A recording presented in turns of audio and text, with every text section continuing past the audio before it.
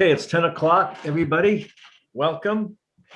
Okay, we'll begin by the reading of the minutes of the previous meeting. Thank you. The fall meeting was October 3rd, 2020.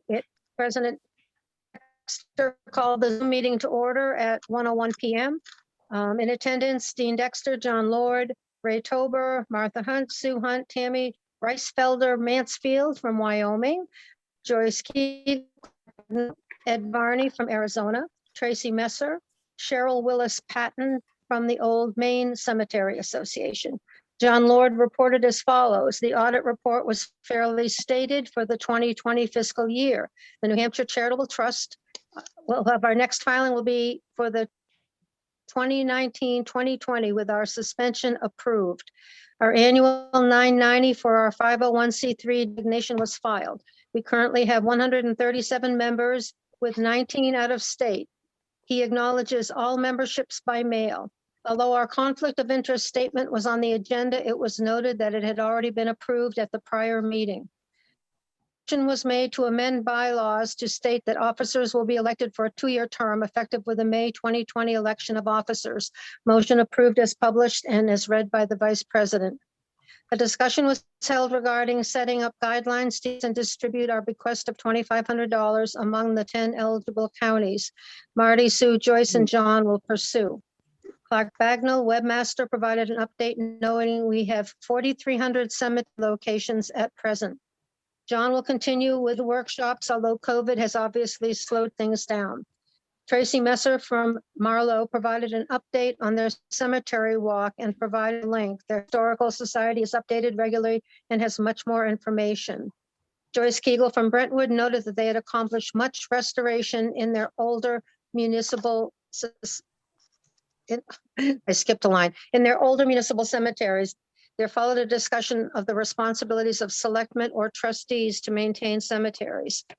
On May 15th, 2021, annual meeting will be sponsored by the Marlow Historical Society and will be available both in person and Zoom. We will be able to walk the Marlow Village Cemetery across from the Historical Society.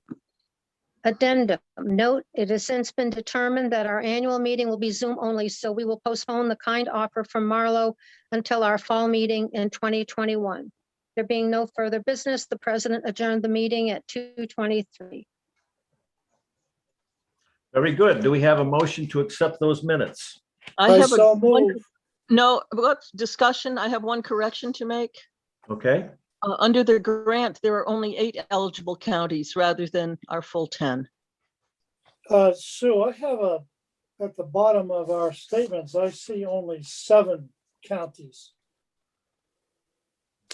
The bequest for Patricia Smith Estate, care and preservation of gravestones and cemeteries predating 1900 located in Belknap, Carroll, Grafton, Hillsborough, Merrimack, Rockingham, and Stratford.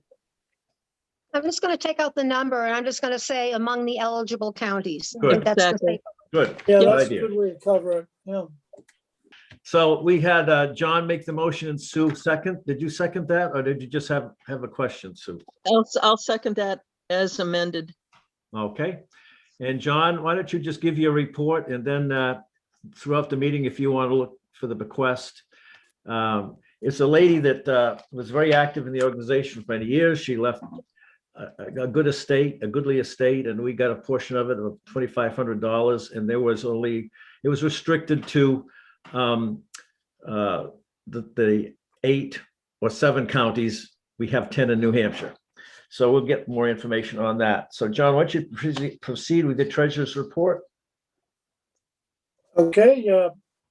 Our major expenses were the newsletter printing and postage. For the printing of the newsletter alone, it was $412.97.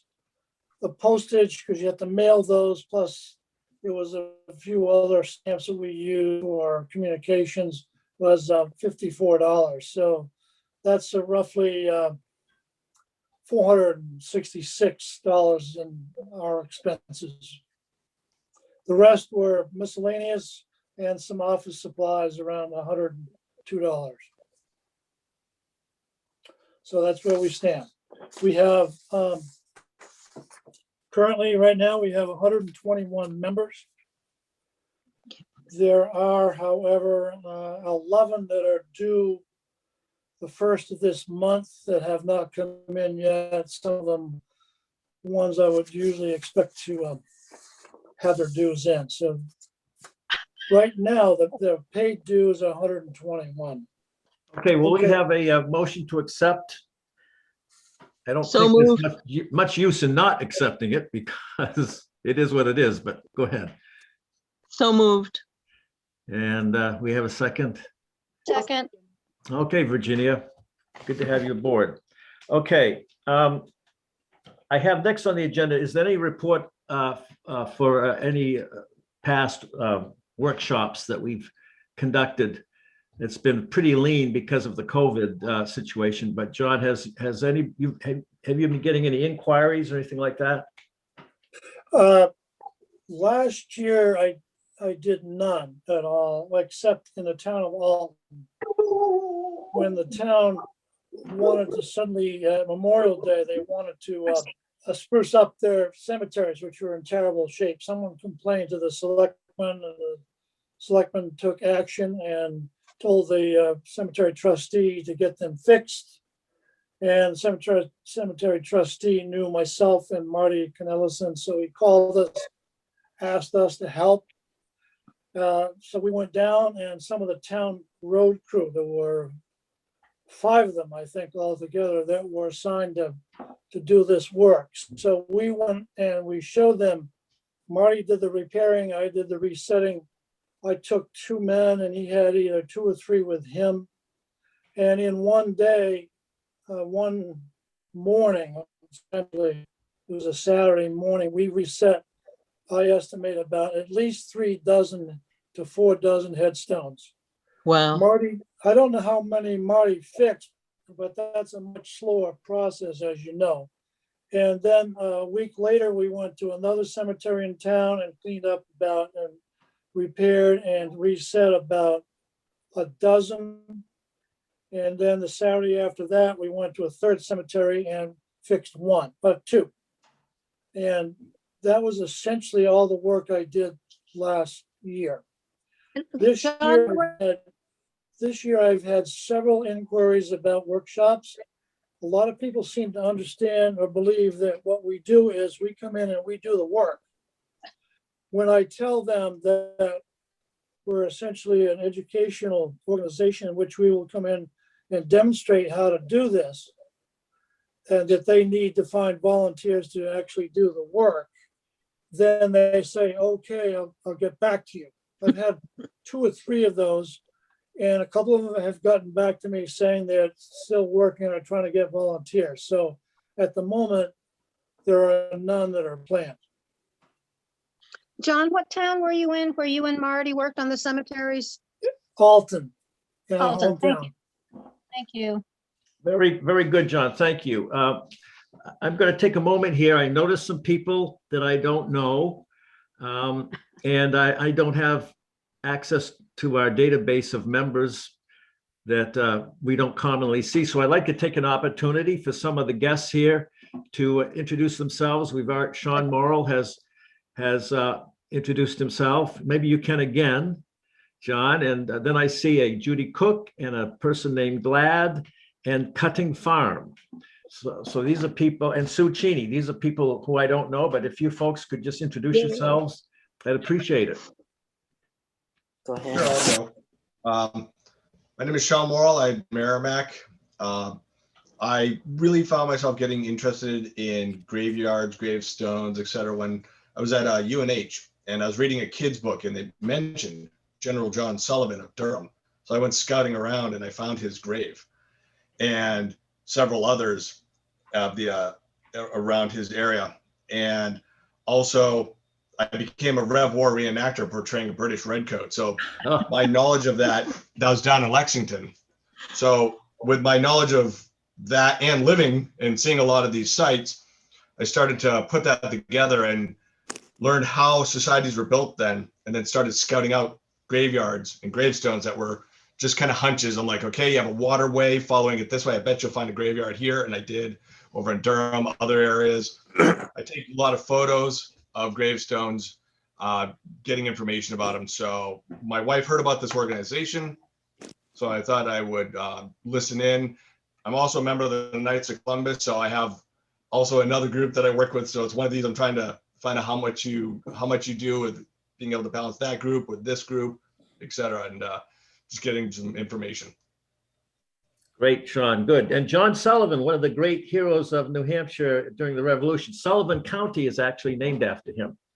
And he was, I didn't know that. yeah, he was very instrumental in the powder raid in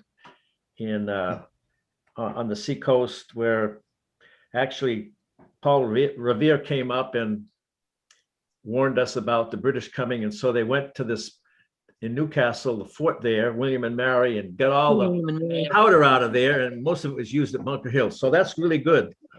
There's actually that story, a book called Mr. Revere and I, about his horse, Right. who was Right.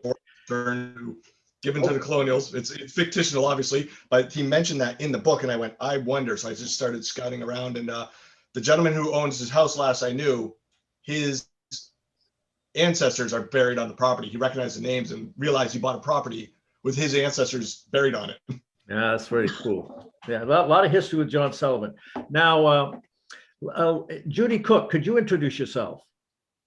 Well, I've been interested in old graveyards for a long time, and because I'm sort of a history person. I live in Brookline, New Hampshire, and I'm a cemetery trustee. We have 4 cemeteries in town, and we've only had cemetery trustees back again for about 5 years. For, well, probably since 1915 until 5 years ago, we had a sexton that was elected by the town, and it was one family, 3 generations that did it.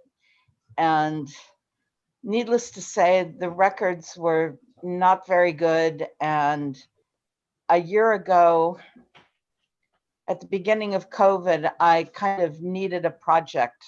So I took on doing an inventory of our 4 cemeteries and gathered all the information together.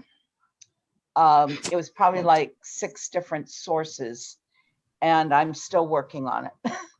But we're almost finished. I have completed 2 of the cemeteries. I'm about halfway through the 3rd one. And once we get nailed down exactly who we have buried where, we're going to go through and do an audit and see what needs to be done. We have a lot of old, our cemeteries back to, I think the oldest one is 1752. And then that one's kind of, we call it Cemetery in the Woods. It's only boulders. There's no headstones.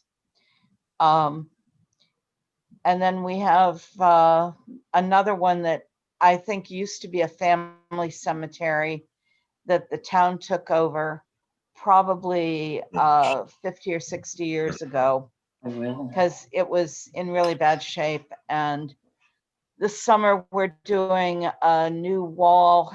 We've taken the fence down. We're doing a wall and a gate. And that's kind of the summer project for that. And we have a lot of stones that need resetting. We have some that need repair. It's going to be a long process. We've got the Historical Society that has people that are going to probably help us with this, and for volunteers and labor. And I've gone twice over to work with Richard Maloon over at Reed's Ferry to kind of learn what he's doing. We have a large sculpture park in Brookline. It's 140 acres, and it has a lot of granite sculptures in it. And I've worked with the director, kind of learning about the granite process and how you use epoxy and how you do a lot of those things. So, sort of getting up to speed on this.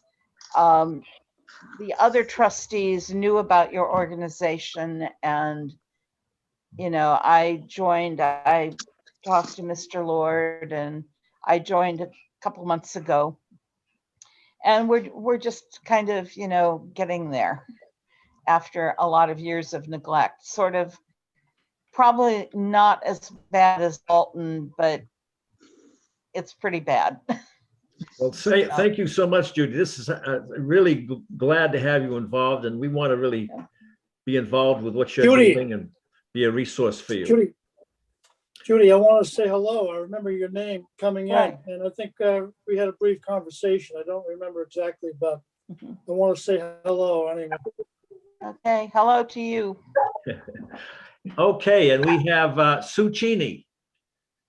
Hello, Sue. Okay, Hi, let's see, Sue. I'm a trustee of the trust funds and cemetery trustee from Alexandria, and along with Sue Hunt, who sent me the link to your meeting. So I thought it would be interesting. I've always been interested in old graveyards. I think we have 10 in Alexandria, some of them very old.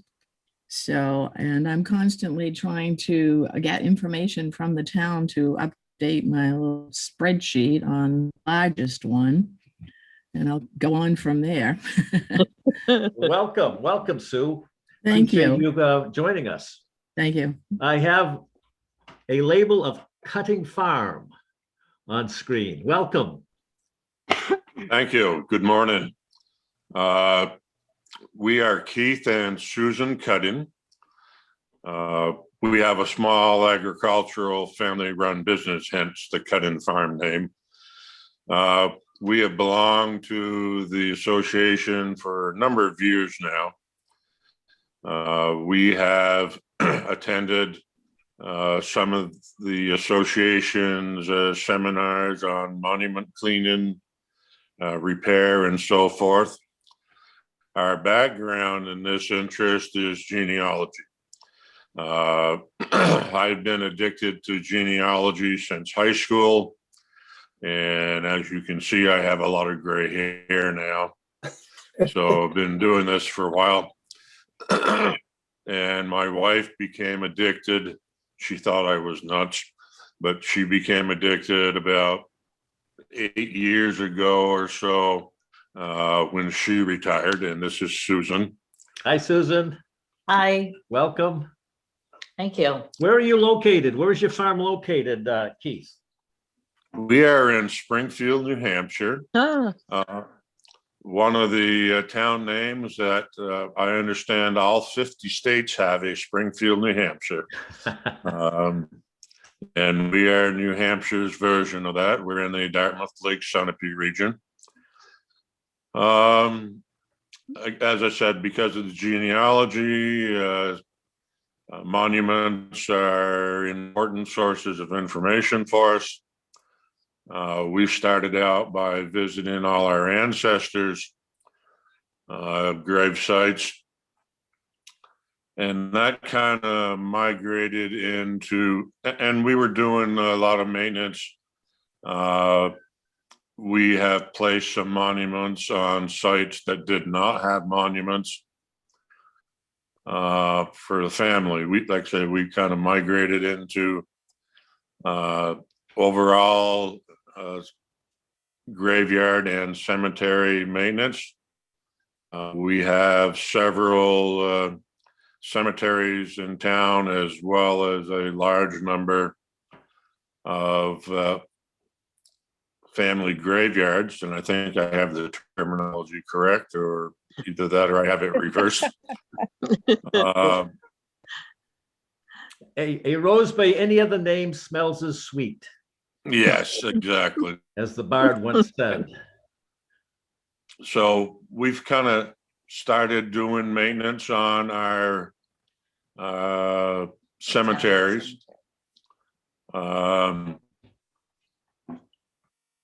And in addition to that, my wife Susan has started doing genealogies on all the monuments that we have found in our cemeteries. We haven't started doing any family plots yet. Not in-depth ones, but we're going back maybe 2 or 3 generations, and we're going forward maybe 2 or 3 generations from the monuments that we are finding. And that's kind of where we're at. Welcome to retirement. Well, welcome to you, and hope to see more of you, Keith and Sue. I see a lady named Glad. Glad you're Yes, here, Glad. Glad. I am here. Can you hear me? Am I? Yes. Good, thank you. I'm Gully Dunlap, and I think I've been in touch with you and with John Lord. I am one of the trustees for the town of Orange. And Oh, yes. yes. You wrote that article for us, right? No, I did not. Oh, I think it was I've been- somebody in your office, your town No, office. I think you're good. Well, perhaps, I don't know.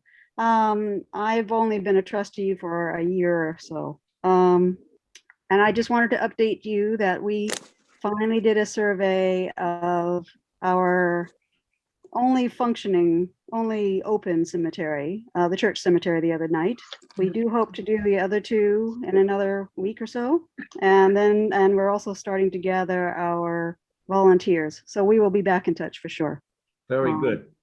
What happened is about 3 or 4 years ago, maybe some members will remember that I think the town clerk or a secretary in the town of Orange discovered a burial ground in Orange and wrote an Yes. article about it in our Sandy. newsletter. Sandy, yes. Okay, Sandy, yeah. And Yes. my wife's brother is a resident of Orange, so I think there's only 80 people there, right? A little under 300 maybe. Okay.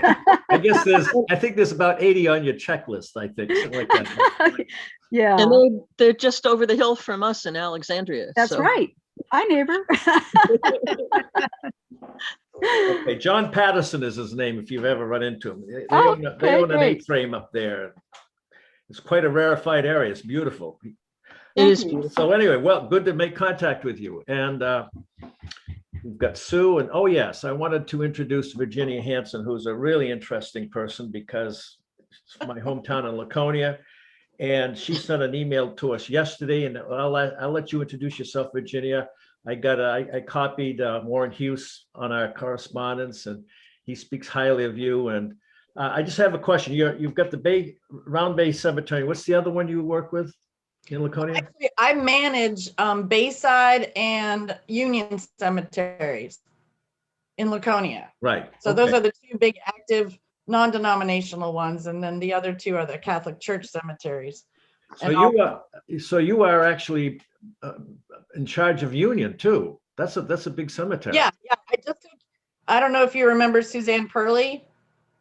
Yes, I do. Right. She passed away last fall, and I took over Union from her as well. How about She John? used to- Wasn't John Calvin involved at one time? Oh, that was many, many years ago. Yeah. That's the trouble. Time Many years passes. ago. I remember when old Mr. Thompson was running it. He's probably Yeah, so in the archives and in the ground too, probably over there, but. So Go ahead. my husband and I we just moved to New Hampshire in 2017. I had lived in Florida for almost 30 years, but got tired of the heat and came back to my roots. So once I got here, I'm retired and needed a project, and I'm very much into genealogy as well, and researched my family for decades, and thought, what a great place to go cemetery hunting. So I got on to Find a Grave as a volunteer, and I've added about 25 cemeteries to Find a Grave, mostly from New Hampshire, a couple from Nova Scotia, a couple from Maine, but I think the thrill is in the hunt and trying to find them. And then when you finally do, it's like finding buried treasure or something. So what I wrote Dean about, I'm a volunteer for the Laconia Historical and Museum Society. And I've done a couple projects for them. One was to document all of the burials in the old cemeteries in Laconia, a document that I've provided to the Historical Society. Someday we hope to get that up on our website, but right now it's just, a static file. And I researched the old Belknap County Farm Cemetery, which is in terrible, terrible shape. And it is filled with, it's got 60 numbered gravestones. That's all there is, just 1, 2, 3 through 60, sort of like all the county farm cemeteries. And nobody knew anything about it. The county didn't know about it. The city had no records. So I took it upon myself to find out who was buried there. And I was able to come up with 58 names. Wow. So Virginia, where did you find those names? well, it was a combination of going through New Hampshire Vital Records, which are available on ancestry.com. So you don't have to go down to Concord and find them, and looking for, and I've done several presentations for the society, both in person, and then during COVID, I did a couple online, basically about the history of the farm, the county farm, and then my work on that cemetery. But the vital records, if you're lucky, on the back of the vital record card, it lists where they were buried. So I tried to find 60 names where it said buried in Belknap County Farm Cemetery. And I was able to come up with 58. It took several months to do, but it was quite gratifying. And now I'm working with Rec to try to find out who's responsible for caring for that cemetery. Because as you know, Dean, Parks and Rec is responsible for caring for all the historic cemeteries in Laconia, but not that one. Well, it's county property, isn't it? Or is it? It's undetermined. We've been working on it for a year to try to figure out who owns that property. It's actually behind Ovid, the industrial complex there on Primrose Street. And it's a little, just like a little square on the map with nobody really owns it. So. Okay, I hear you. I hear you. Yeah, so that's an ongoing project to try to get that. I'll talk to you about this maybe later offline. I suspect that what happened is that the county owned all the way, the county farm went all the way to the lake, and in the late 60s, it was sold off. Yeah. And became a development. And we'll talk about that. Probably, yeah. It's probably still technically county land because it's a burial place, and there's no one family that would own that. Right. But there's no taxes to be paid on it, and so it's just kind of there in limbo. But yeah, so our most recent project at the Historical Society, I'll try to make a long story short. We are doing programming online because of COVID and all that, and we're doing basically the history of Laconia. And so Laconia became Laconia from parts of Meredith and Guilford, and there's a whole long history of boundary changes. And so we have to actually go all the way back to the first settlers in Meredith, which was the founding father of Meredith is Ebenezer Smith and his wife. And he and his wife and several other of the first settlers of our area that became Laconia are buried in a cemetery on Parade Road called Round Bay Cemetery. And while the grounds are cared for by Parks and Rec very well, the stones are starting to get in pretty bad shape. And Ebenezer's and his wife's are really covered with lichens and all of that. So as sort of a kickoff to this first founders project that we're working on, where we're going to profile each of the founders, a couple of volunteers are going to go clean those stones and then have that as part of the programming.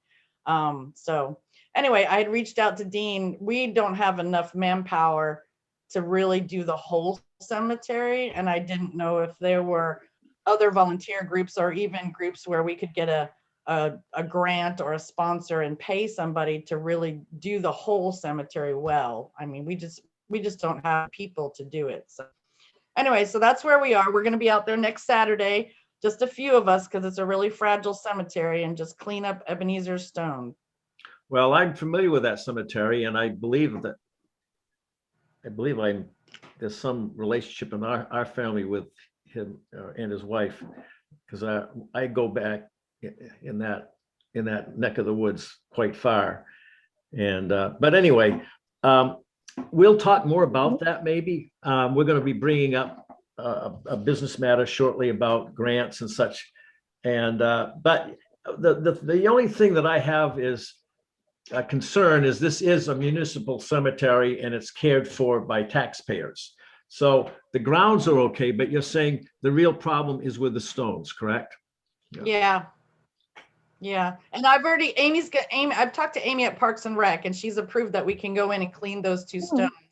And she's very interested in this project and all of that. So I've got, I am working with her and making sure that I always inform her of anything we do in the old cemeteries. Stones actually are the property of descendants, lineal descendants by law. Whoever is in charge of the cemetery, the town is, but of course, it's a delicate issue to make sure that everything is done carefully and prudently with these stones. Are you advising us to maybe hold off and make sure we've crossed all our T's and checked with everyone? I do know some living descendants. Merrill Fay is a living descendant. I know he is. I know he definitely is. So I guess I'm wondering if you're advising us to maybe hold off and make sure we do our due diligence. Yeah, you should. I know he is a direct descendant.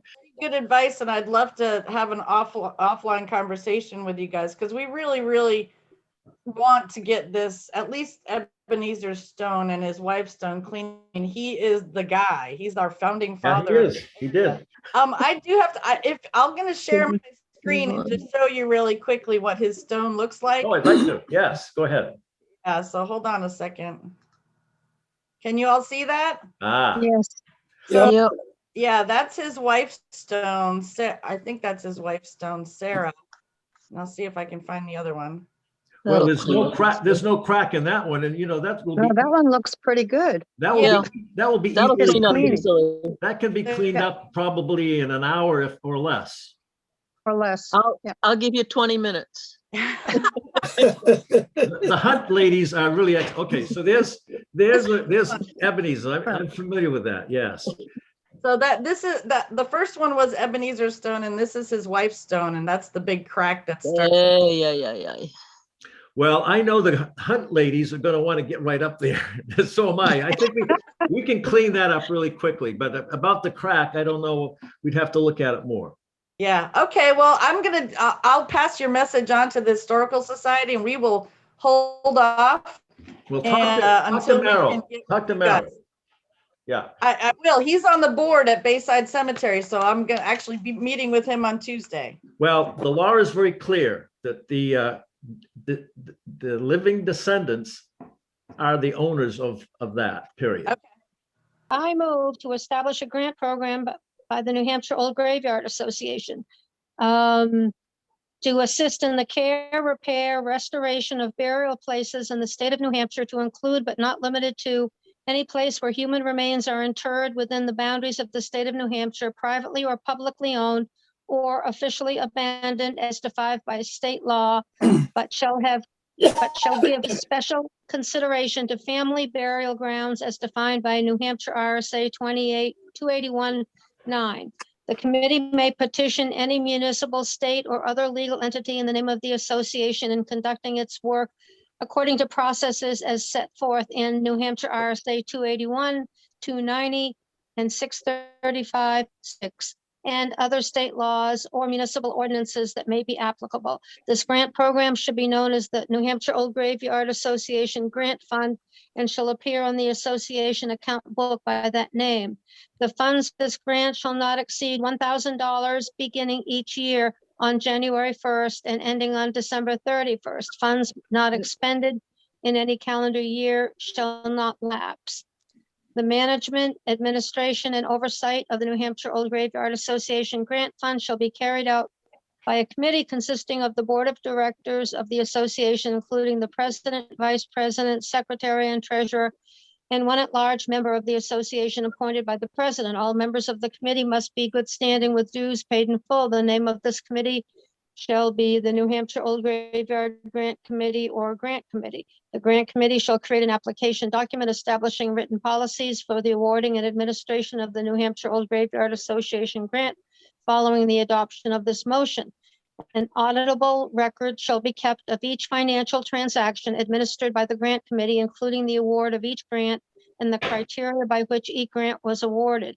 The Grant Committee shall require each recipient of a grant under this program to provide written and photographic documentation to the Grant Committee following the completion of its work to be deposited and kept with the permanent records of the association. The committee may award grants on a matching dollar basis, but it is not required. The records of the committee's work shall be open and transparent to members of the association in good standing and kept and maintained in accordance with all laws and best practices as they apply to nonprofit organizations in the state of New Hampshire. Written minutes of meetings shall be kept when a majority of the grant committee meets either in person or virtually when to conduct official business. Written minutes of meetings of the grant committee will be kept at any time a majority of its members gather in person or virtually, such as online, through social media, email, or other electronic or digital means, to officially conduct business, the result of which being the authorization of expenditure of association funds, the authorization of a grant application, or informal or formal discussions with applicants seeking a grant from the association. The grant committee shall issue a complete report of its work at the annual meeting of the association. A request for an audit of the committee's books and financial standing may be requested at any time upon petition of 3 members of the association in good standing in writing to any member of the board of directors. This motion will become active by upon approval of a majority of the members meeting and voting to conduct business in according with the association bylaws. Phew, that's it.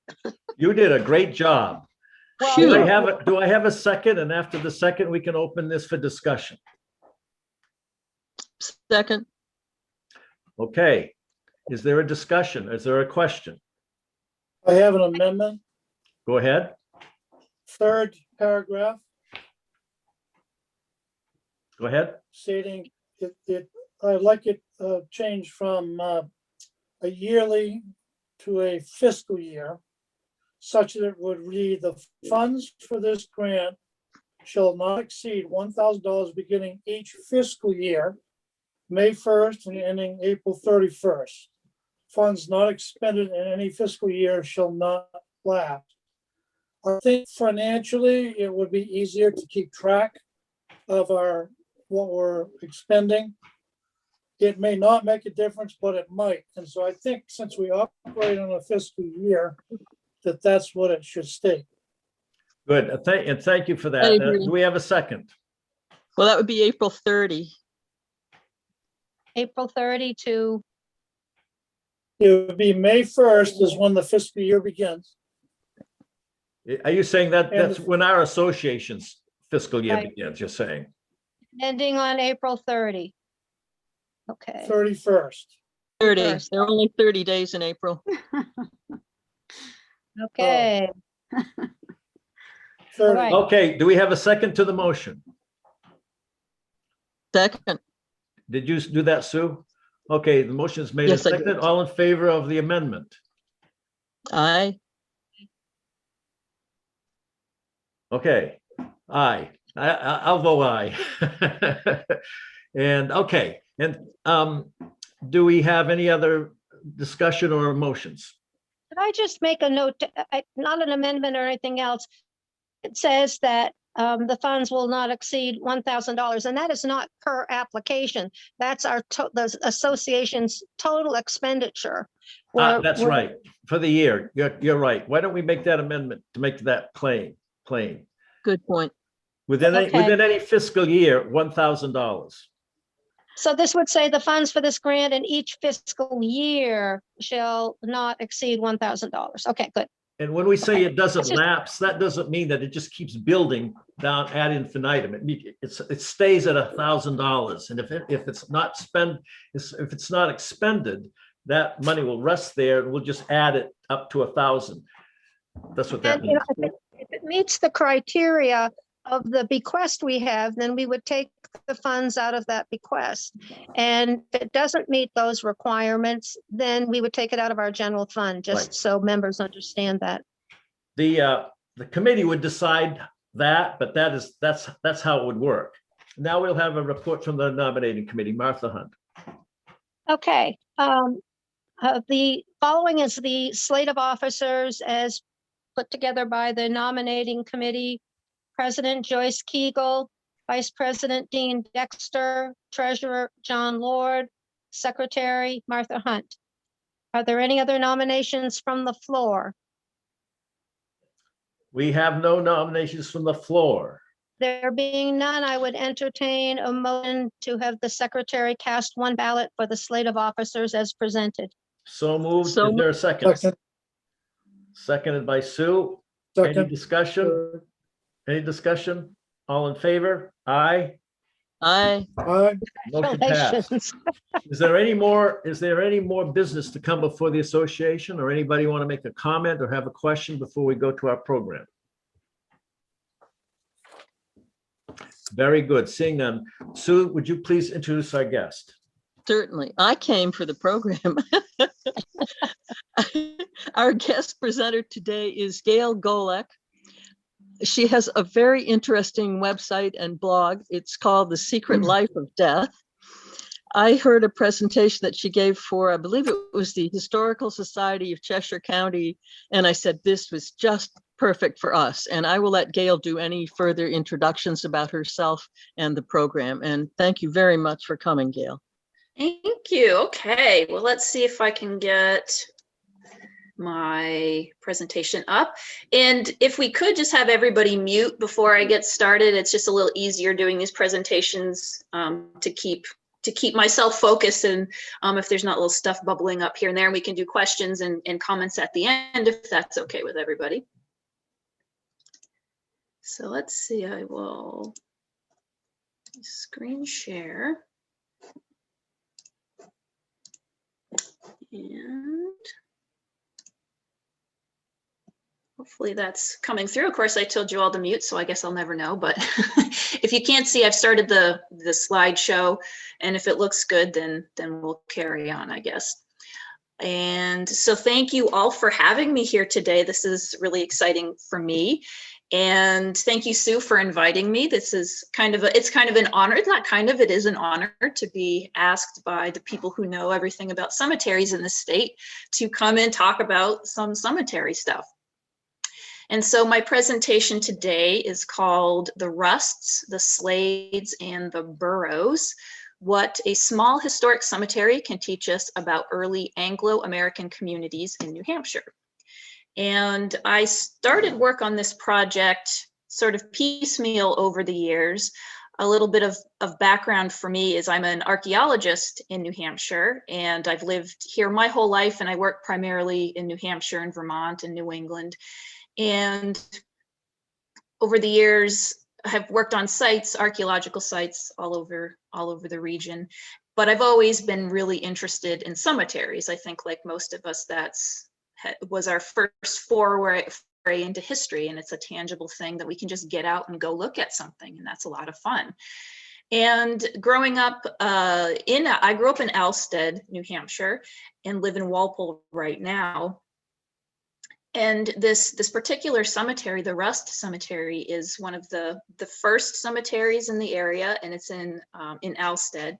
And as part of my curriculum from my fourth grade history, we tromped out there and went to the cemetery when I was 9, 10 years old. And I was sort of hooked by it. Like this whole history thing really took hold of me that way.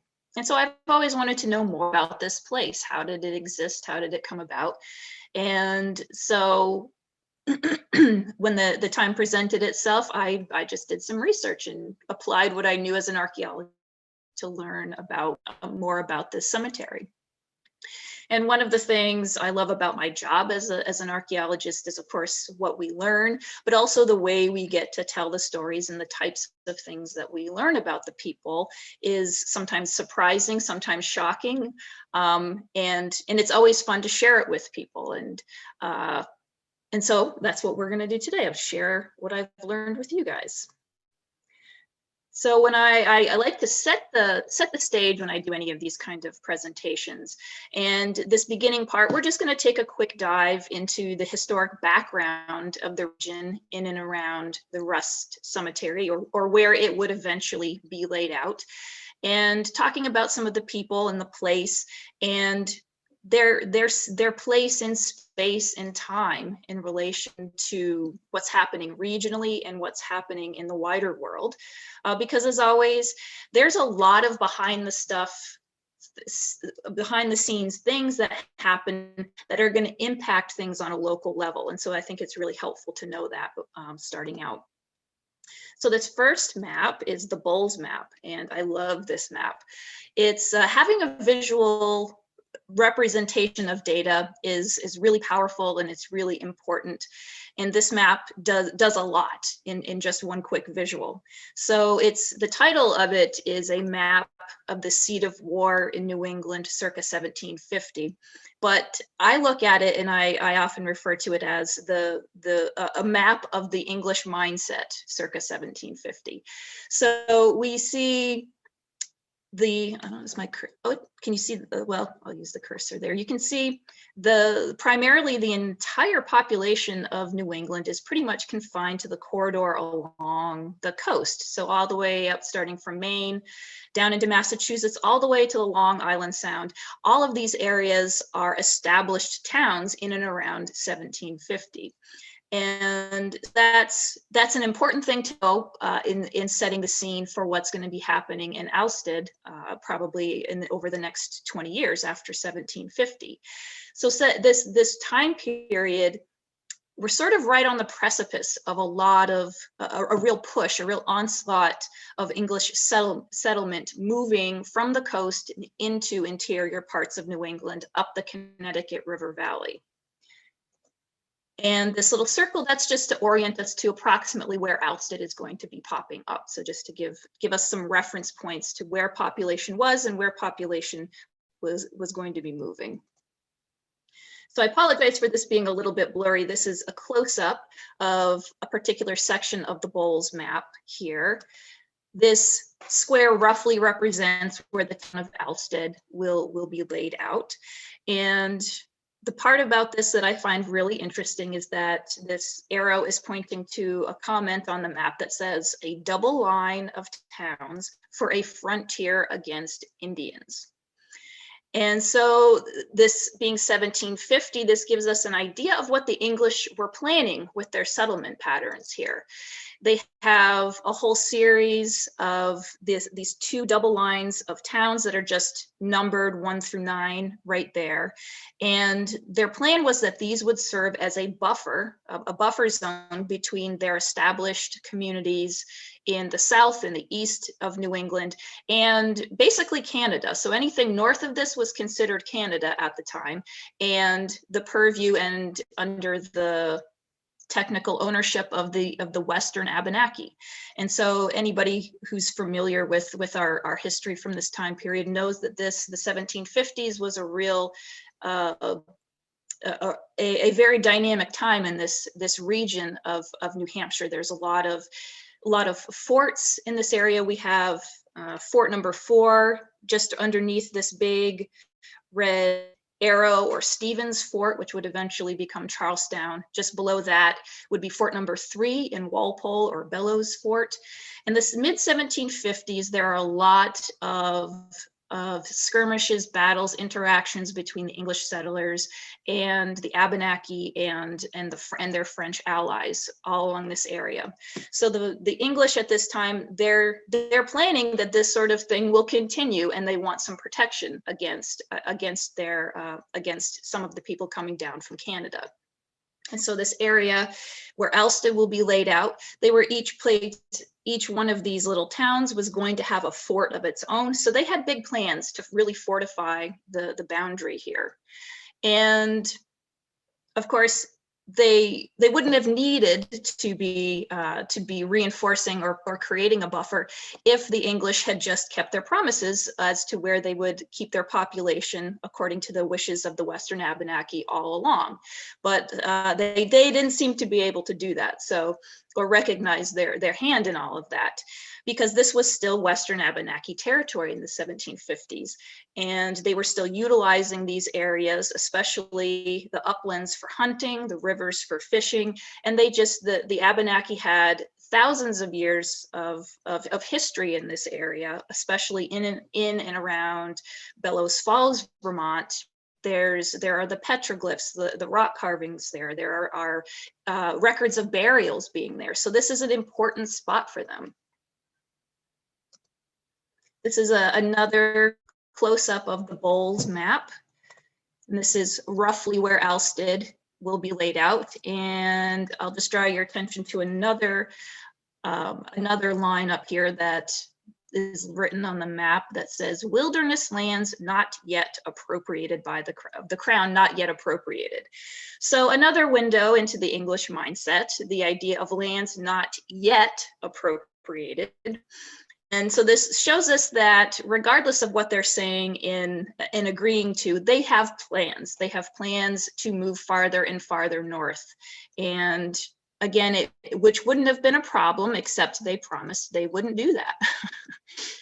So in 1752, the Abenaki under Chief Antewaneto had a conference up in Odanak, Canada, where they met with the English and brought about their concerns about them continually encroaching upon their land. And the Abenaki were quite explicit about what they, from this point forward, what they would accept. And they told them that they were not interested in selling the English any more land, that they were to stay to those coastal settlements that we showed in the map in the beginning.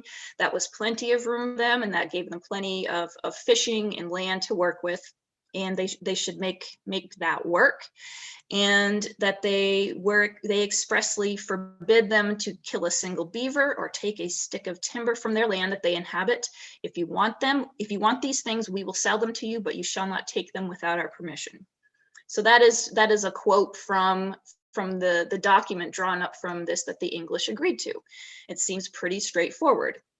But of course, just a couple years later, the French and Indian War broke out, unfortunately. And after that, things sort of fell apart for the French. They were forced out of Canada for the most part. And once the French were gone, then the Abenaki had fewer allies to back them up militarily. And so this interior portion of New England opened up pretty quickly after that. So in this area, this is the outline, a rough outline of what Alsted is today. And after 1763, this whole area, this whole stretch of the Connecticut River Valley gets settled very quickly by the English. They really didn't waste a lot of time as the areas opened up here. And of course, the Abenaki were still here. They were still coming and utilizing these lands, but because of how the French and Indian War played out, they were really forced to keep a lower profile and weren't really able to be as aggressive in keeping the English at bay.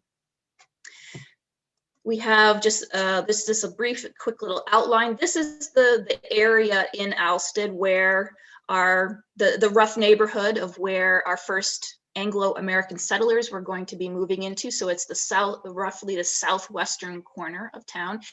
And you'll notice it's in the steeper uplands. They're not settling in near the rivers. They're still staying kind of away from the known corridors of river travel. They felt that was a little bit safer for them in the early days, in these early years. So what did it sort of look like when these settlements were starting to take shape, these early Anglo-American settlements in rural America? What did that look like? And so this next series gives us an idea of what that might have looked like, how these settlements were laid out and how they progressed over time. So this picture shows us, we'll say around maybe 5 years into our first settlers moving into this new area. They've cleared a small area, have built a tiny little cabin with an outbuilding. It's pretty rugged, pretty rural. And the way this normally worked is that people from other established or earlier established towns. The people would be moving from them and coming up for a couple summers in a row to work the land. And sometimes it was just one guy by himself, the head of the family, coming up to these areas to clear the land and set up a tiny little farm homestead for them, these little cabins. And they do that before they brought the rest of the family with them. And it's just interesting to think about how all of that would have had, all the things that would have had to be in place for that to transpire. They would have traveled maybe a little bit on the water, but they would have been walking primarily to get to these places. And because there weren't roads, and they probably didn't even have horses or wagons. These are pretty, some of these people didn't have a lot to start out with. And all of this work was done by hand, unless you're this guy. He seems to be lucky enough to have a pair of oxen, I think. But for the most part, of this was just done with a couple people, or maybe just one person, or you'd borrow somebody's oxen to use in these areas to do these developments in these early settlements. So this next picture is somewhere between maybe 10 or 15 years later, and we can see that more fields are being cleared. There's this fencing established. They have animals set up in pens, and there's a few more people, a little more infrastructure around. There's a rough road, a rough little bridge, and so they're slowly accumulating. They're having some kids. It looks like a lady out front holding a baby, and so these early settlements are beginning to be more established. This next one, maybe another 10 or 15 years after that, let's say. And we have most notably, I think, an actual house addition onto our little cabin right to the right of that. And which is made out of, it looks like it's made out of probably, it could be a little cabin underneath that, but there's sawn lumber and shingles that are applied to it. So some of that is another innovation that's coming to the area. They have extensive fields that are being added out there. There's a barn next to the house. They have an extensive garden producing all kinds of food to the people in the house, and orchards and other infrastructure upgrades. The bridge looks kind of nice. The road is much wider, and there's just a lot of new things going on over adding fields and building fences, that kind of thing.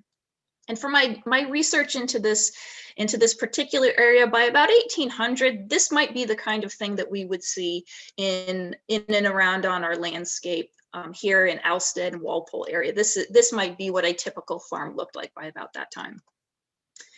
So this next one, a lot of stuff has happened. This is probably 1820-ish or to 1840. And there's a large Greek revival style house now next to where our original house was. It has L's coming off of the house. Those have even been updated with some fancy decoration. The old cabin may be in there somewhere, but likely it has been torn down by this point. And not just one barn, but looks like several barns and a whole complex of gangways and things like that going over in the barn area. And the fields, pretty much everything that, as far as the eye can see, is an open field at this point, as well as just over the little river valley, or just over the valley there, we've got, oh, I just noticed there's a little train back there. So that's yeah, maybe 1840s, 1850s. I just noticed that. So we've got, and we also have a centralized village off in the distance there. So that's just a fun way to visualize how these settlements had changed over time. So knowing what things might have looked like, who were these settlers? Who were our Anglo-American settlers coming to Southwest New Hampshire at this time? So this old map here that comes from a family history of the area shows our neighborhood sort of in the center, in and around that red dot. That's where the cemetery is, this red dot. And on the map here, it's referred to as the John Slade Cemetery. The name gets changed later. But we see a number of families coming in here. You can see the whole list and the different dates on the left-hand side of these different families that have come up to the area.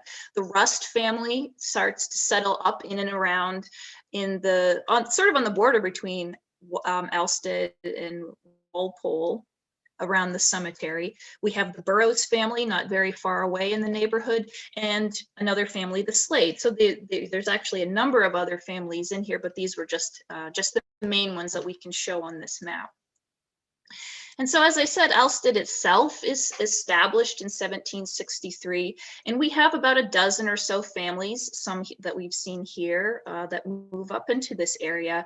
And enough people are moving here, and quickly enough, that by 1767, there are about 130 people, mostly in and around this neighborhood. There, as I said before, we're right on the border between Walpole and Alsted, so some of that population bleeds over into the Walpole totals, but you know, that's a lot of people for a very short amount of time. So a lot of stuff is happening in this area very quickly. And something else that we see come up over and over again in these early settlements all over New Hampshire and New England is that most of these people come from the same place in either Connecticut or Massachusetts. So there's established relationships prior to them moving to these new places in northern New England. So the cemetery itself is established in 1776. And there's a deed dated from 1776 that talks about these families that we saw from our neighborhood, the Rusts, the Burroughs, the Slades, Thompsons, the Hills, and the Cranes. They essentially go in together and buy a quarter acre piece of property from this man, Nathaniel Rust. That's part of his farm. And the thing about this that I find very interesting, not necessarily that they did this, but that they had to go in on this together to provide the infrastructure themselves, because at this early date, there wasn't really the town per se as a functioning entity. The people in their neighborhood had to undertake this themselves and set this up. And I just thought that's kind of an interesting way of how that they pulled themselves together. They had a plan to work together to take care of the needs of their neighborhood. And there was they prayed, and there may have been a passing preacher come through, but there really was no established church yet as of that point that might have taken up setting up a cemetery either, or a burying ground. And so that's kind of a neat insight that I got from thinking about it in those terms. And the cemetery itself is noted, as I said, being a quarter acre, and in the deed it says it was situated off of a road that was relatively near the Nathaniel Rust family farmhouse. And so this photo from about 1907-ish, 1910-ish, is a picture of Ira and Laura Rust's house, built in 1828. And this photo is the second incarnation of the Rust family home, having been built by the grandson of Nathaniel Rust, who we just heard about as being one of the early settlers in this area of Alsted, and the person who sold the land to the people in his community to build or to establish their cemetery. And so if we can imagine this cute little brick cape house being the house that probably replaced the old family cabin in that evolution of the settlement that we looked at in the beginning. So this was like the next incarnation of the farm evolution. So going along with this, there were probably barns, and as things are getting cleared, everything is getting upgraded. And so this was the upgrade from the original family cabin. And so looking back on this map from 1856, we're going to try to orient ourselves to where the cemetery is located finally. So this arrow is pointing to the cemetery. Hopefully everybody can see that. And what's kind of funny and strange about this is that even though the deed says it was located on such and such a road, by 1856, there doesn't appear to be a road going by the cemetery anymore. And so I'm wondering why that was. Am I in the right place? Is this even the right place, the right location? But we also, there is this funny little curve in the road, and right at the top of, right before it curves is a house. And doing a little research, find out that this was in fact the site where, that now it says C Cannon on this map, but this was the site of the original Rust farm.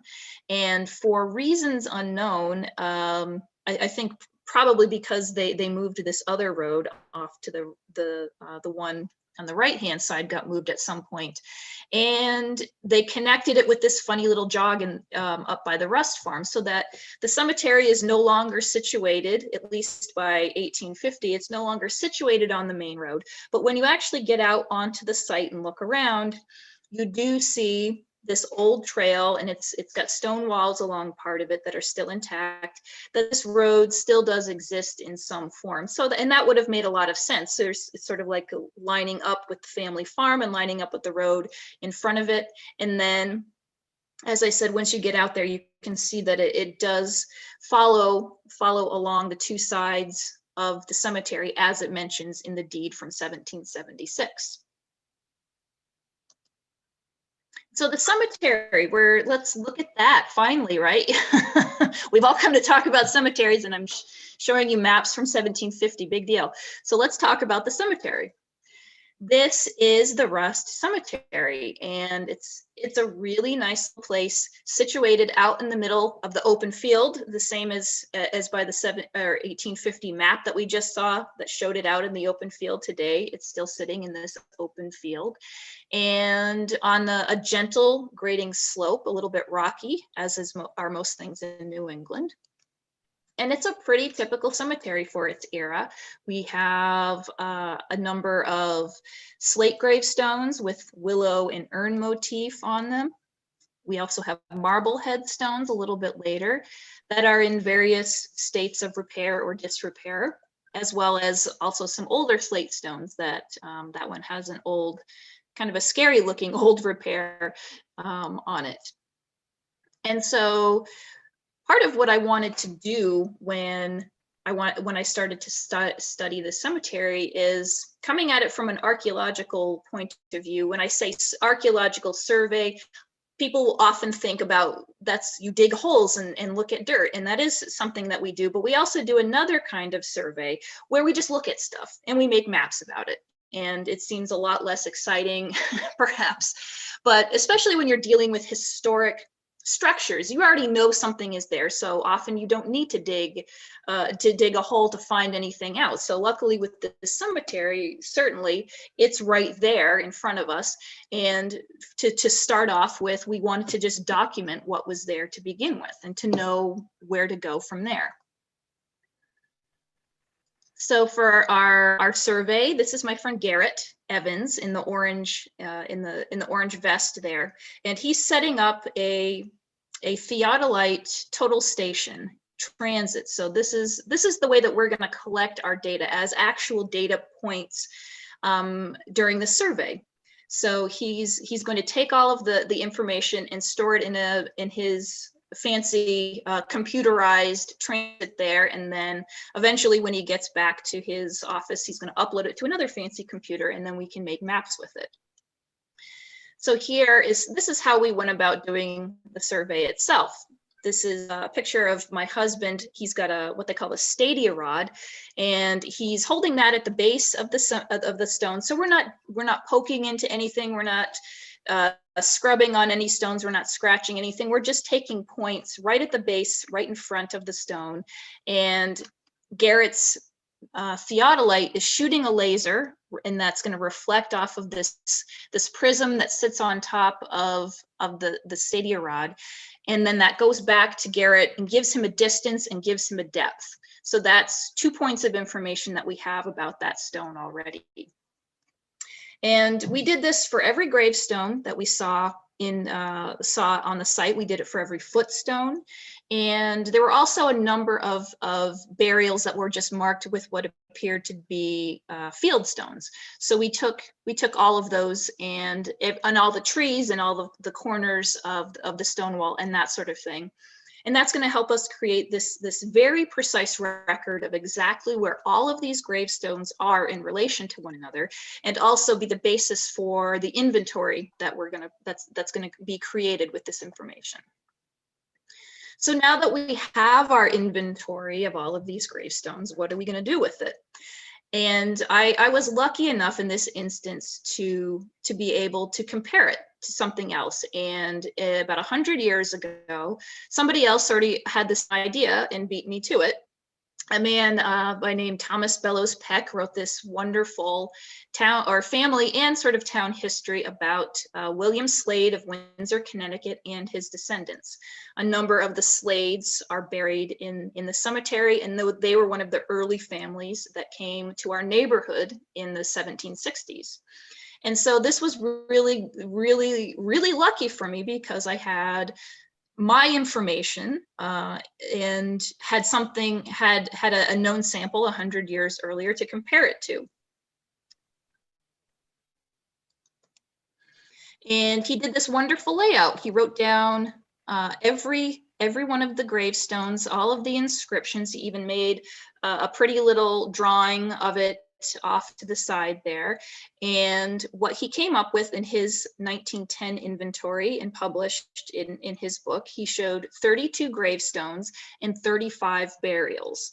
And when I compared my data from 2019, this is over 100 years later, we still had 32 gravestones and presumably 35 burials on site. So that's pretty amazing. For 100 years to not have lost a gravestone in this cemetery was pretty exciting to be able to confirm that.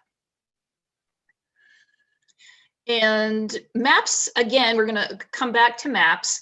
They're really useful because they allow us to display our information and our data really efficiently and manipulate it really efficiently. And I don't mean manipulate as in change it, I mean move it around and look at different parts of it very easily. And so when we were looking at that first map from 1750 that had all of the settlement, that showed the settlement pattern of New England, that was a very useful visual representation regarding the population and settlement. And so here at the Russ Cemetery, we can kind of do the same thing with the data that we collected during our survey. We can use these maps to display that information and analyze it and work out different relationships. So we're looking at demographics, population, the neighborhood population, the ages of people, disease outbreaks, when the cemetery is utilized most frequently, and also family relationships. We can see who may or may be related to each other and what areas of the cemetery they may or may not be using. So, getting to our map, this is what our final map looked like. And I know it's really exciting. It is for me anyway. So what we're looking at is just this plan view map. We can see the cemetery is roughly a square or a rectangle, and it's surrounded by a stone wall on all four sides. In the middle, we have these cross lines going across. That's just indicating the contour or the slope of the site. So that just gives us an idea of what kind of topography or landform we're looking at. We also located these little star things or all the trees and stumps, because that's important as well, as I'm sure you know, when you're trying to perhaps come up with a plan on tree removal or what stones might be vulnerable. It's helpful to know where trees, which are very dangerous for stones, where they might be. And so in between all of this, we have these little clusters. You'll see these clusters of dots and numbers. And so each one of these, and we'll look at it more closely, do some close-ups so you can see it all. But each one is a headstone and a footstone, and each of the known burials have been given a reference number. So that's what that is. And then also in with here, we have some potential unmarked burials, and these we marked with these lines so that we could see their distribution over the site as well. In this particular map, we were focusing on looking at interment dates and seeing where some information might be gleaned from that. And so we did this in 5-year increments. So down the side here, we have beginning in 1785, which is the first documented the first burial that has a gravestone is 1785 on this in this map here.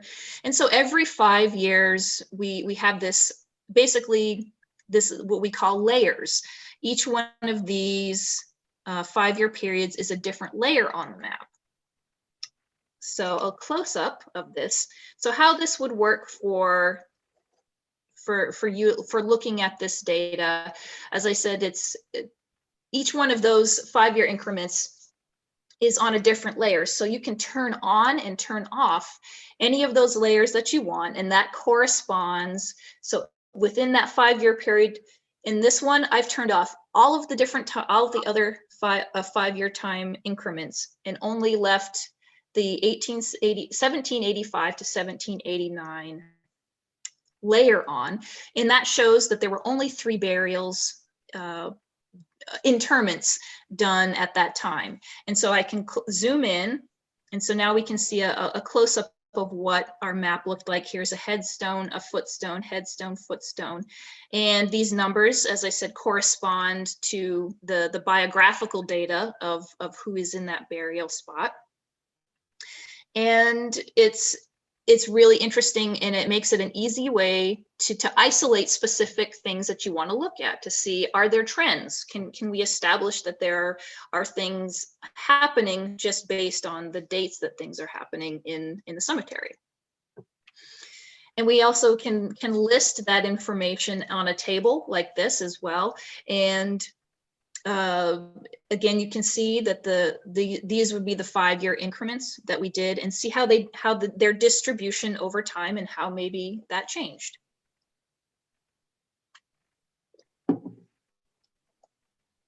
We can also do spreadsheets. We're pulling out all the stops here, everyone. Spreadsheets and maps and all sorts of fun stuff. We can also look at the information this way too. And so we have it broken down by these 5-year increments in table form here. And we can see that the survey shows us that we have the burials, the person's name of the burial, their corresponding, the corresponding number of the burial. And this is another way that we can start to assess different patterns in our population here, community patterns. We can see between 1810 and 1814, we have a significantly higher number of burials taking place within this community. But then when we get to the 1840s all the way to 1854, we have absolutely no interments apparently in this community. So what are some of the things that could account for these variations? Well, now we can start to pick that apart. So looking at compiling some of that info, we had about 2.5 deaths in this community every 5 years. So we were able to isolate that information and figure that out that way through working through it in these different table formats. And as I showed you before, that 1810 to 1814 had a significantly higher rate of death within our community. And that happens to coincide, interestingly, with the highest, oh, my cat just jumped up, sorry. This happens to coincide with the highest neighborhood populations and highest regional populations. So it's really actually no surprise at all that there were a lot of waves of epidemic disease when you have a lot of people living together in tight conditions. That's the sort of the prime way for disease to get to be spread. And we have in our histories a number of very well documented waves of epidemic disease that came through the Connecticut River Valley at this very specific time between 1810 and 1814. A number of typhus infections, a number of meningitis infections, which are two things that are very common within our historic record. They seem to pop up every few years, but something about them during this particular time, they had a terribly high mortality rate. They were very infectious and very transmittable and very deadly. Then when we go to the 1840 to 1854 time period, this is where a 15-year stretch where apparently there were no interments or deaths within this community. But if we refocus on the local history a little bit, we find that because there were so many people either moving to or the population highs in the mid 1810s, the cemetery was quickly getting filled up. And so in 1826, this community establishes a new cemetery down the road. So it wasn't necessarily that people stopped dying or being buried in that cemetery, it's that they were just being buried somewhere else, not far away. So initially this looks like a really a drastic and dire turn of events for this town. Suddenly no one's dying, but when you pull back and look at some things more specifically, you see there's a reason for that. And of course we have to keep in mind that my information here is not going to be 100% accurate, because it doesn't take, this just takes into the things on the gravestones that are there that we can actually read. It doesn't take into account any of the biographical information or include any of the biographical information from the unmarked or unknown graves that are most definitely in this graveyard. And another way that we can utilize the data and start looking at different data sets are within family groups. The same map that we looked at before, but now instead of looking at dates of interment, we're looking at family groups. So down the side here on the bottom, you can see all the different families that have burials, people buried in this cemetery. And so all of those correspond to specific family groups. And so if you wanted to search for a bunch of the Burroughs or a bunch of the Hazeltons, you can turn all the other layers off and just see which ones pop up for that particular family. So that's what I did here to sort of explain how that works. We have the Burroughs family on the left-hand side. We've turned all the layers off, so you don't see any of the family names down here. And then on the right-hand side, I've turned the Burroughs on, but you can't see it because it got cut off on the name, got cut off. But we see these two blobs that I've highlighted in red, where we see their burials pop up.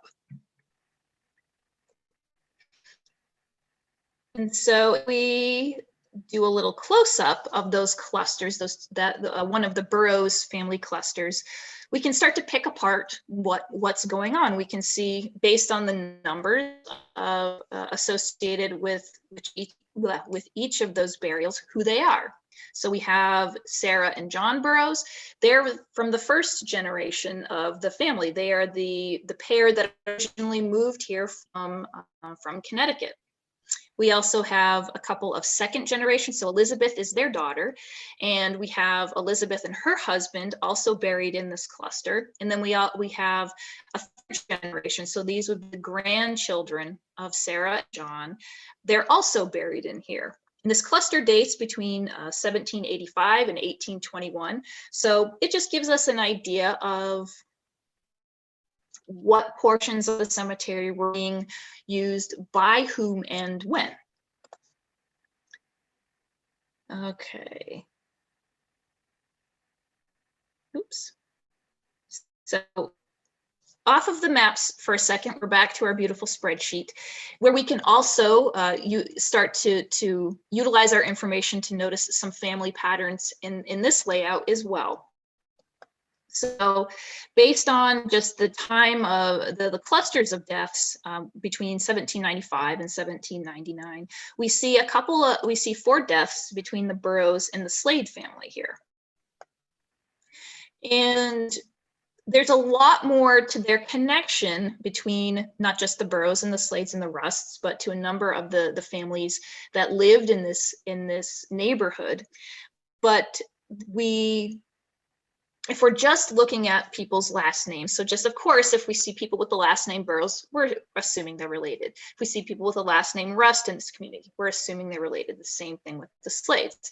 But they're obviously related, but that's just half of the story. So if we don't have the information from the in-laws, from the women's side of the family, how they're connected that way, we lose half, if not more, of the rest of what's the information about what's actually going on in this community.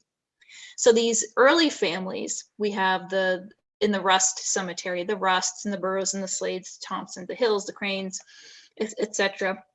The first generation male information gives us a start. So we've identified these people. We sort of have to move through the information that way because that's how it's presented. It's usually presented in a patrilineal way through the male line. That's just how history has been presented. Then when we start to look at their wives, that brings another set of people into the story. And then we look into their maiden names and we start to see different family connections start to pop up there. And they're even more interrelated than it would seem from the outset. We find this way, when we start looking into the women's side of the family, that the Slades, Martha Slade and Sarah Burroughs, were sisters. We can see that Rhoda Thompson and Lemuel Crane were siblings. And we can even see that Lemuel's wife, Jerusha, might have even been a cousin or a second cousin, which isn't that uncommon, but still is always a little jarring when those pop up from time to time. But when there's not a lot of people to choose from, I guess you kind of have to make do with what you got. Maybe he was a nice guy. I'm sure he was. So in thinking about how these communities establish themselves, come together, interact with one another, the first generations, so these are the people who lived down in Massachusetts, lived down in Connecticut. They married there, had their children, and they established these initial family connections down there just through marriage and intermarriage. The second generation, they are either married, so the children of the first generation, they're either married in Connecticut or Massachusetts, or they come up to New Hampshire with their families, with their parents, and maybe they get married up here. We see a lot of marriage records, early marriage records up here as well. And then they have their children. And now they've established these new neighborhoods. Our neighborhood in and around the Rust Cemetery gets established this way. And then those families start intermarrying with each other once they get here. And so so for at least 3 generations, we have this very tight, interconnected, intermarried glob of people coming from Connecticut, moving to New Hampshire, rattling around there for a little while, and continuing to marry and intermarry in between, in and amongst these different families. Which is just an interesting way to think about how all of this transpires in these small, isolated but not isolated communities. They all know each other, and eventually a lot of those people move away. As we know, a lot of these initial early settlements get abandoned, or town population centers move all the time. But for these early ones, it's interesting to see how interrelated and connected they were, and I think probably had to be. And so this next series, we're going to be talking about maps again, even though this is a picture. But another reason why I love utilizing maps in my research is because often they're able to highlight things that are difficult to see in a photograph or even on the ground. So here in this picture, what I'm trying to show is on this slope in the cemetery. So we're sort of in the southwestern part of the Slade Cemetery again. We can see a little gravestone off in the corner here. But if we look really closely, we can see these very faint linear depressions as we go up the side of the hill here. And they almost look like steps going up the slope.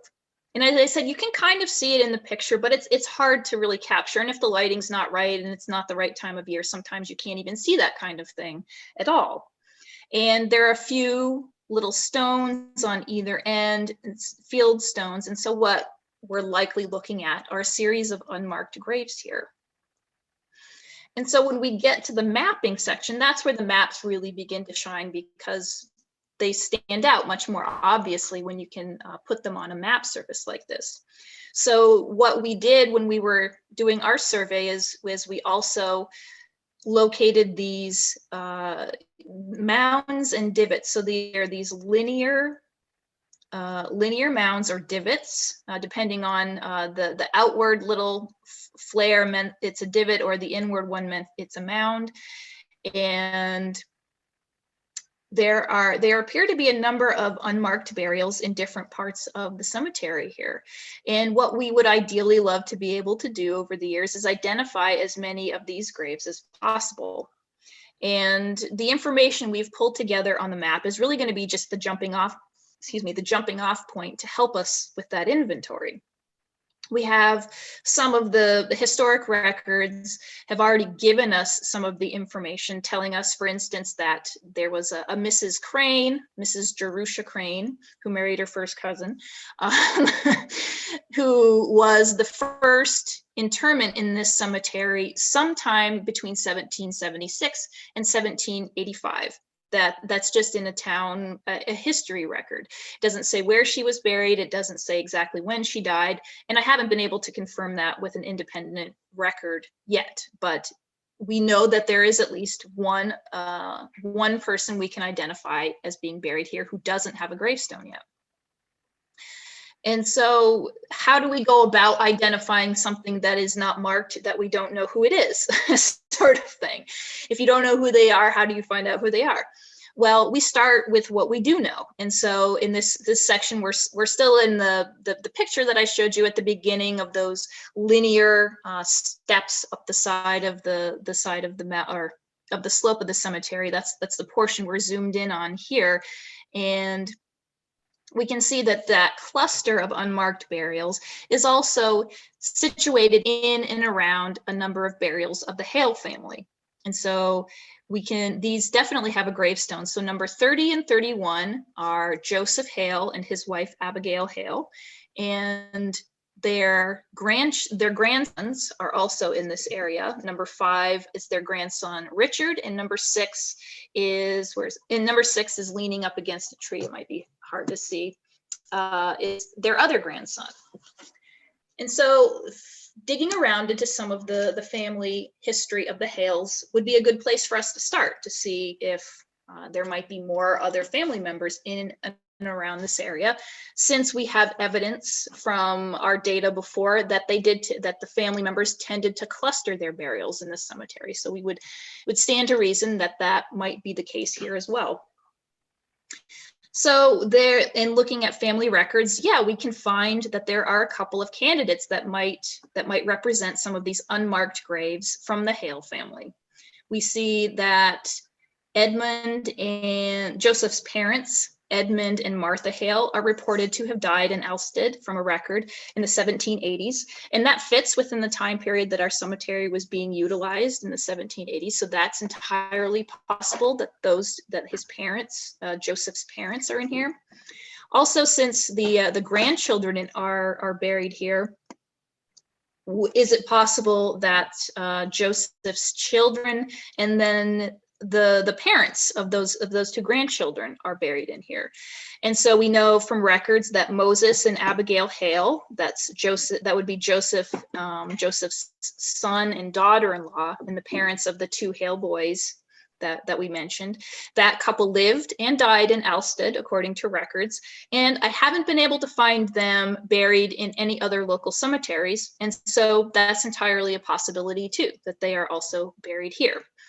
The only caveat is that their burial dates are a little bit later. Remember, we had a new cemetery being established in this area in 1826. So it's not out of the realm of possibility, but this was also the time during their deaths that the community was transitioning to a new cemetery, and so they could just be unmarked in a different cemetery too. So another thing that's very interesting about studying the Hale family in particular is it gives us some unique information that I think is really pertinent in cemetery studies these days. And as I said, from town records, we have information that Joseph's parents moved from Haverhill, Mass. to live their final years with Joseph in Alstead, and they died somewhere around 1788. And that indicates, like we established before, that they may be two of these unmarked graves in the Rust Cemetery. But there's also something else about the family that has wider implications that's pretty interesting.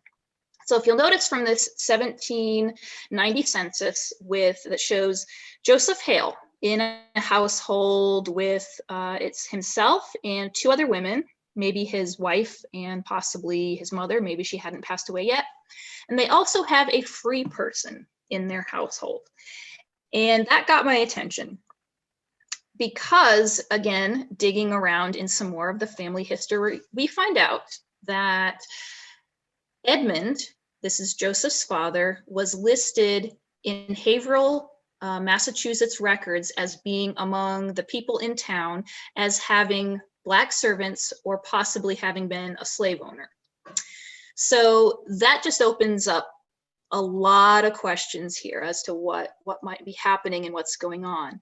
The early town records themselves talk about this is from Haverhill, Massachusetts. The exact details and the dates of the records are a little fuzzy because it's perhaps not the most clearly written thing, but Edmund Hale from sometime between 1750 and 1760 is listed on as having reference to having Negroes and servants inferred in the valuation lists for the town, which is pretty crazy. So we can see that we have, by 1790, we have most likely a person of color, whether they are enslaved or not. According to this record, they're not, but it didn't mean that they weren't previously. A person of color living in Alstead, New Hampshire in 1790, and that's pretty amazing. And the family itself, the Hale family itself, had a long history of having either Black servants or slaves in their household, according to the history that I was able to dig up from Haverhill. And if the idea is that Edmund and Martha, Joseph's parents, moved to Alstead in the late 1700s, they probably brought with them their servant or slave. And when the parents died, that individual moved into service with their son, Joseph. He was the oldest, therefore I hate to say inherited property, but talking about a human being, but at the very least, if this is a free person, they transferred they started working for him instead of working for his family. So as far as I'm concerned, that was just wild when I found that out. And in and around the Rust Cemetery itself, when we're just talking about identifying unmarked graves, that's exciting unto itself, that we can definitely say, because we know that Joseph and Abigail and John and Richard are definitely there. There are headstones there, likely because of the records saying that Joseph's parents moved here in the 1780s and died. Likely they are in here too, so that accounts for probably two more of the burials. And that because of what we know from the records, they brought a free person with them. So is that possible that that person is buried in this cemetery as well? Very possible, or it's likely, and it's also or it's likely possible. We can dial it back if we need to and say it's possible, much in the same way that some of the other Hale family members, since we don't exactly know who this individual was, this free person was, we don't have any biographical information on them as of yet. It's hard to say if they were elderly, if they were young, or what might have happened to them. But it's possible. It is possible that there is a person buried in here, a person of color. And I think that's really really a game changer as far as how we start looking at these early or what we consider early typical Anglo-American settlements, like what these rural communities looked like and how they functioned. This is that adds a whole new dimension and element to it that it's really, I'm really in the early days of researching it, literally found out about this last week doing this research. So I haven't been able to dig into it too much yet, but I think it's a big deal, and I'm excited to find out where the research goes from here. It's really, really exciting stuff. So that's the presentation I have today. If you enjoyed this kind of information and the talk that I gave here, I also have a number of my other research projects that I've produced into podcasts that are available on my website. It's as Sue said, it's called The Secret Life of Death. And so there's my website, thesecretlifeofdeath.com. And I do a number of different research projects, almost all dealing with some aspect of cemetery culture or history. It's all tied into cemeteries, so that might check some boxes for you guys. And if you can download the episodes right from the or listen to it right from the website themselves on the episode pages, or if you listen to other podcasts, the podcast is available at The Secret Life of Death on all of the major platforms. So you can just search for it and find it there. Google, Stitcher, Spotify, all of those big ones. So you can find it there if you like. And so I just really want to thank everybody. Well, thank you, Sue, so much for inviting me, and you were so excited about my other presentation, and I love getting the feedback from people who I know there's like one in every crowd who's as excited about it as I am, and that's who it's for, you know. So I'm glad that we were able to connect. As always, thanking my friend Garrett, who did all of the survey work out there for us at the cemetery and produced all of those beautiful maps. He did a fantastic job. My friend, Kate Buckman, who also went out and helped me photograph some things and do some on-site work. And to the Historical Society of Cheshire County, who has sort of tangentially helped me with the research into this area. They've started their own research project that I'm volunteering for in documenting the African-American people who've lived in Cheshire County. And we started to go through all of these census records, and that's how I came to find out, or had come to find out, that there was this family in Elsted that had a person of color in their household. And so, and it's just a great, worthwhile project anyway. It's turning up some neat stuff. And thank you to the New Hampshire Old Gravestone Association, everybody here today who has sat through all this. And of course, my cats and my dogs and my husband, for whom they're helpful in ways that aren't quite quantifiable. But as you can see, as I work, they're never far behind, and they're always helping me just keep me warm, if nothing else. So that's what I got. What a pleasure. What a pleasure. It's very, very fascinating. Thank you. Yes. Thank you. Very nice.